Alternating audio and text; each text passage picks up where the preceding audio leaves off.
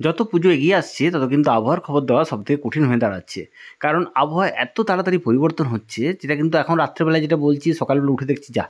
অন্যরকম আবহাওয়া। এই নিয়ে কিন্তু ২-৩ দিন একটু ভুল আবহাওয়ার খবর বলেছি।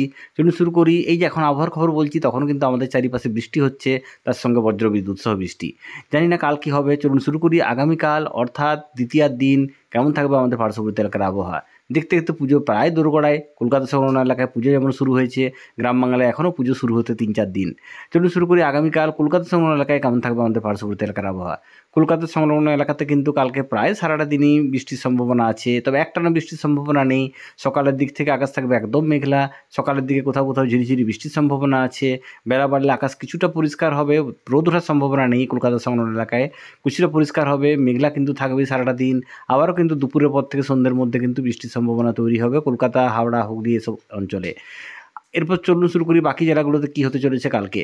পুরুলিয়া, বাঁকুড়া, পশ্চিম মেদিনীপুর, ঝাড়গ্রাম, বাঁকুড়া, খড়গপুর, মেদিনীপুর এই চত্বরে কিন্তু কালকে সকাল থেকে আকাশ থাকবে প্রধানত মেঘলা।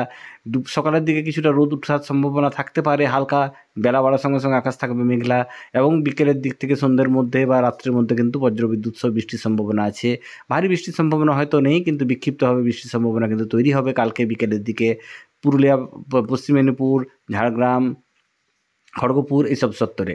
এবং পুরুলিয়া সংলগ্ন এলাকায় কিন্তু কালকে সকালের দিকে আকাশ থাকবে কিছুটা হলেও পরিষ্কার। বেলা বাড়ার সঙ্গে সঙ্গে আকাশ আস্তে আস্তে মেঘলা হতে শুরু করবে এবং বিকেলের থেকে সন্ধ্যের মধ্যে কিন্তু বিক্ষিপ্তভাবে বজ্রবিদ্যুৎ সহ বৃষ্টির সম্ভাবনা আছে। তবে সব জায়গায় যে বৃষ্টি হবে তা কিন্তু নয়, বিক্ষিপ্তভাবে বৃষ্টি কিন্তু চলবে পুরুলিয়া, বাঁকুড়া, পশ্চিম মেদিনীপুর, ঝাড়গ্রামে দুপুরের পর থেকে সন্ধ্যের মধ্যে। তবে এই যে হঠাৎ করে আবহাওয়ার পরিবর্তন হচ্ছে, সেটা নিয়ে বলা কিন্তু খুব কঠিন হয়ে দাঁড়াচ্ছে আমাদের কাছে।